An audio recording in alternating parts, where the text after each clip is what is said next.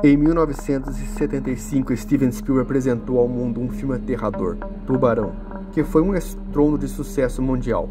Com um orçamento de apenas 9 milhões, conseguiu arrecadar um tsunami de 472 milhões. O filme que eternizou Spielberg como um dos diretores mais bem pagos e requisitados, onde ele chega a escolher a dedo quais filmes deseja dirigir e produzir. Eu sou o Diogo e esse é o canal Cinelar TV. Apague as luzes e bora navegar nas profundezas do oceano, conhecer essa história real do filme Tubarão.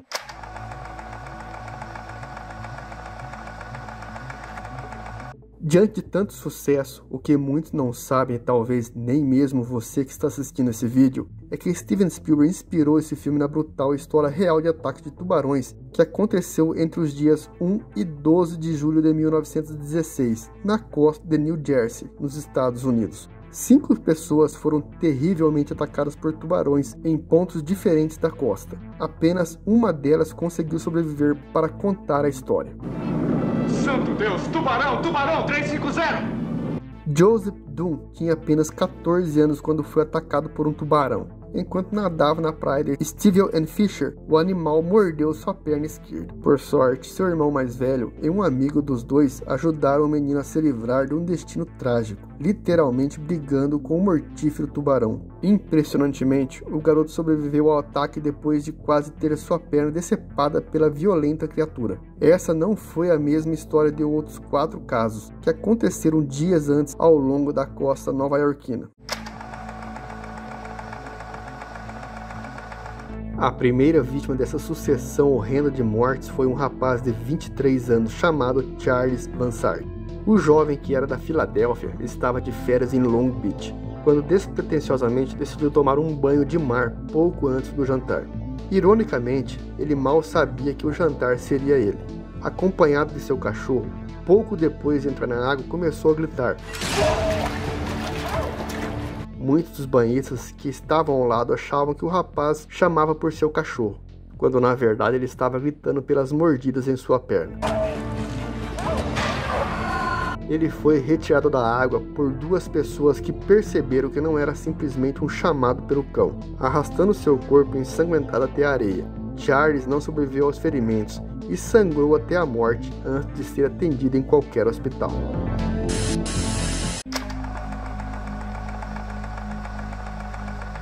Por mais que o horrendo caso tenha repercutido, as praias da costa de Jersey continuaram todas abertas e lotadas de pessoas que tentavam escapar do calor daquela época do ano. O segundo ataque aconteceu 5 dias depois do primeiro, em 6 de julho, na cidade de Spring Lake. Charles Brother, de 27 anos, trabalhava em um hotel da região e estava nadando no mar, quando foi mordido em seu abdômen e nas pernas. Uma banhista reconheceu uma estranha mancha vermelha no mar e avisou os bombeiros sobre um possível cadáver. Chegando perto de Brother com um bote, perceberam o corpo mutilado. O hotelista morreu enquanto seu corpo sangrava até a costa. Outros 2 ataques ocorreram quase que simultaneamente na cidade de Keyport, mais especificamente na região de Mattower Creek.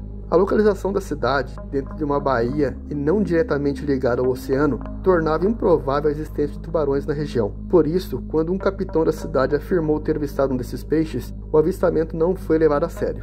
A história teve uma reviravolta trágica no dia 12 de julho, quando alguns garotos brincavam no riacho e avistaram o que acreditavam ser apenas um tronco de madeira boiando na água.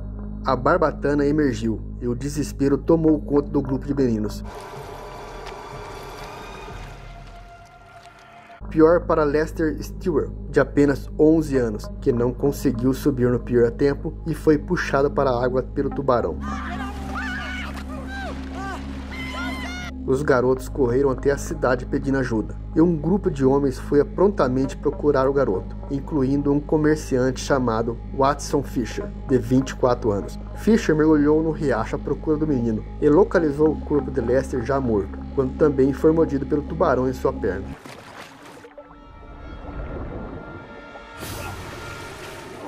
Watson foi a última vítima dessa série de ataques, tendo morrido na mesa operatória do hospital local por perder muito sangue. Mesmo que tardio, a reação do terror foi geral nas regiões costeiras ao leste dos Estados Unidos. A mídia tratou com sensacionalismos os casos a partir do segundo ataque, dando pouca atenção ao fato de que tubarões poderiam ser perigosos para humanos, na cobertura da morte de Vincent. Pessoas começaram a avistar cada vez mais tubarões pelas costas americanas, e grupos de rapazes armados iam atrás dos animais em seus jet skis. As praias começaram a ser fechadas, e as que permaneceram abertas tinham indicações de locais e distâncias seguras para se banhar. Depois do segundo ataque, a comunidade científica tentou analisar qual seria o tipo do tubarão responsável pelas mortes. Diversas espécies diferentes foram apontadas como possíveis autoras das sangrentas obras. Diversos pescadores foram atrás de tubarões ao longo da costa americana, à procura do chamado comedor de humanos de Jersey. Mas somente em 14 de julho que um tubarão foi capturado. Depois de abrir e analisarem as entranhas do animal, descobriram que havia restos humanos em seu interior, sendo considerado assim o autor das mortes. E foi assim que, em 75, Steven Spielberg apresentou um dos filmes mais agoniantes e aterrorizantes, e mesmo em tempos modernos, ainda é considerado um dos filmes mais impactantes que causam suspense de roer as unhas. Certamente é uma obra-prima. E se você assistir ele hoje, mesmo após décadas do seu lançamento, o filme envelheceu bem e consegue prender o telespectador do começo ao fim. Se você ainda não assistiu, que duvido muito, então ligue a TV, apague a luz e aperte o play. Vamos precisar de um barco maior.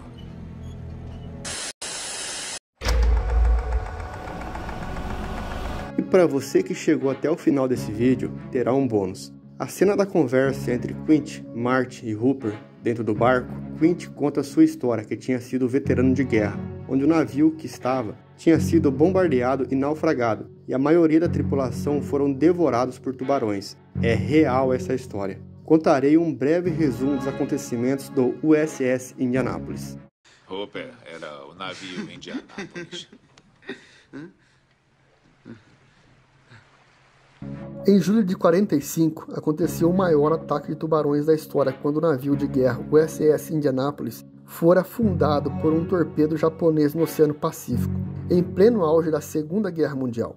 No total de 1.000 tripulantes marinheiros, 579 foi devorado pelos tubarões em apenas 4 dias à deriva no mar. Tudo o que fazíamos era orar. Oramos durante o dia e durante a noite. Tem que lutar com todas as forças para viver. Mas tudo o que tem que fazer para morrer é só desistir. Eu mal pude acreditar. Alguém tinha nos visto. Se não fosse por um voo de rotina, ou se ele não desse uma segunda olhada, ninguém teria sobrevivido. Os que estavam em boa forma tentavam cuidar daqueles que estavam em pior estado. Segundo Edgar Errol, um dos sobreviventes do naufrágio, ele relembrou os momentos aterrorizantes que passou. Abre aspas. A gente ouviu os homens sendo devorados vivos ao nosso redor. Toda noite alguém era estripado, tinha suas pernas arrancadas e devoradas. Fecha aspas. Não tem como tirar sua perna do caminho deles. Por 2 vezes, o nariz do tubarão me cutucou no meu colete salva-vidas. Houve momentos em que os olhos do tubarão ficaram a essa largura de distância. 1.100 homens na água. O navio afundou em 12 minutos. Eu só vi o primeiro tubarão depois de meia hora. Era tigre, 4 metros. Sabe como se calcula o tamanho quando está na água? Você conta da barbatana até o rabo. Assim que o dia raiou, os tubarões chegaram. Então nós formamos pequenos grupos, como aquelas formações de guerra que você vê naqueles calendários da Batalha de Waterloo. A ideia era: o tubarão vem para o homem mais próximo e esse homem começa a gritar e a bater na água. Às vezes o tubarão vai embora, mas às vezes ele não vai. Às vezes ele olha direto para você, bem nos seus olhos. Quer saber uma coisa do tubarão? Um olho preto, como de uma boneca. Quando vem na sua direção, parece que ele não está vivo, até morder você. Aqueles olhos pretos se mexem, ficam brancos, e aí você escuta aquele grito agudo terrível. E o mar fica vermelho. Apesar de todo o barulho e agitação, eles vêm e cortam você em pedaços. No fim daquela primeira manhã, perdemos 100 homens. Achei que estava dormindo. Sacudi para ver se acordava. Ele subiu e desceu na água como se fosse uma rolha. com a cabeça para cima. Tinham cortado ele da cintura para baixo. Vou ficando por aqui. Espero que tenha gostado. Até a próxima.